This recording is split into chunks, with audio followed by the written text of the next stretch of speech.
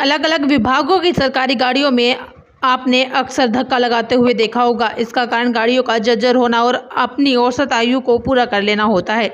लेकिन यह सब अब गुजरे जमाने की बात हो चली है, क्योंकि सड़क परिवहन एवं राजमार्ग मंत्रालय ने इस संबंध में 17 जनवरी को एक अधिसूचना जारी की थी, जो 1 अप्रैल 2023 को प्रभावी हो गई है। इसके अनुसार अगर किसी गाड़ी की आयु 15 वर्ष हो गई है तो उसका रजिस्ट्रेशन निश्चित समझा जाए। कहने का सीधा मतलब यह है कि 1 अप्रैल 2023 से सभी 15 साल पुरानी गाड़ियां चलन से बाहर हो गई है। केंद्र सरकार या प्रदेश सरकार या फिर नगर निगम सार्वजनिक क्षेत्र के उपक्रम में 15 साल पुरानी सरकारी गाड़ियां अब संचालित ना हो सकती।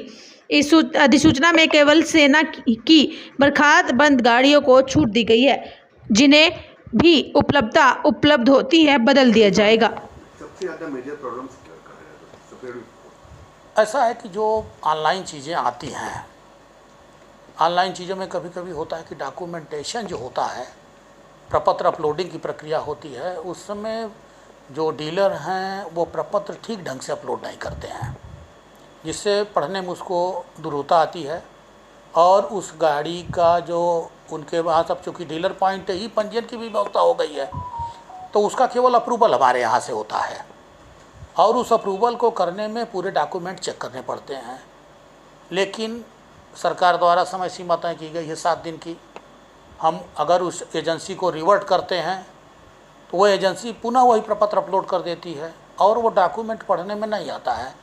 बाद में जब उस गाड़ी का विक्रय होगा तो डॉक्यूमेंट अगर पढ़ने में नहीं आएगा, उसके फ़ोटो अगर ठीक ढंग से नहीं होंगे या उसके हस्ताक्षर ठीक ढंग से नहीं होंगे, तो हम उसका मिलान नहीं कर पाएंगे, क्योंकि आने वाले समय में गाड़ी के ट्रांसफ़र की व्यवस्था भी ऑनलाइन प्रक्रिया के अंतर्गत आने वाली है।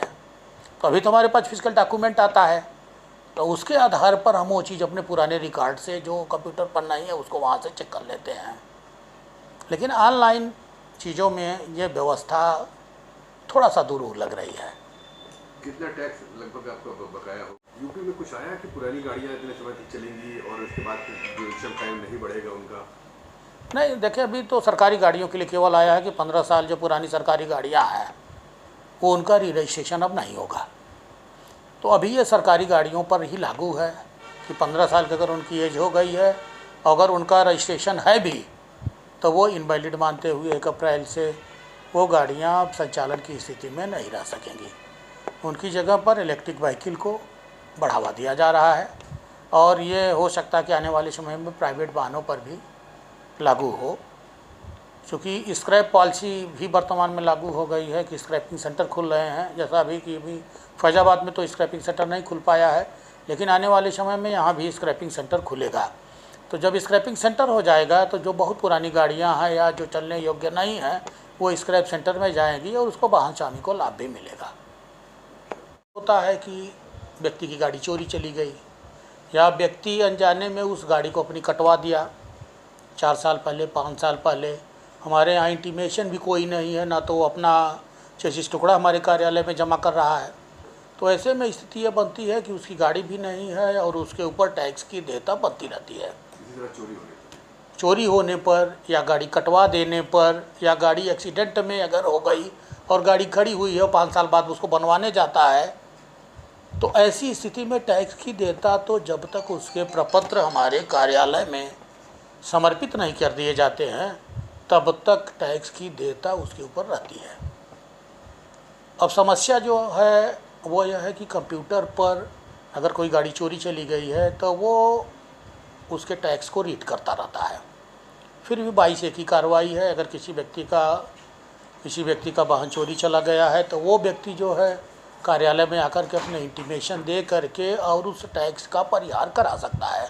जैसे उसकी गाड़ी कई साल से थाने में बंद है, उसकी गाड़ी चोरी चली गई है या उस गाड़ी को फाइनेंसर ने खींच लिया है, क्योंकि वाहन स्वामी हमारे रिकॉर्ड में अभी वही है, तो अगर उसकी गाड़ी फाइनेंसर ने खींच लिया है तो टैक्स की देयता फाइनेंसर के ऊपर हो जाती है।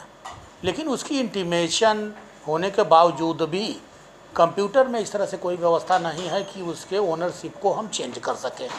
तो जो ओनर हमारे कंप्यूटर पे या रिकॉर्ड पे है, देयता उसी के ऊपर सिद्ध होती है, तदनुसार हम उसका मांग पत्र उसको प्रेषित करते हैं। अच्छा, ये कौन कौन से ऐसे ऑप्शन होते हैं जब वो आपको प्रूफ भी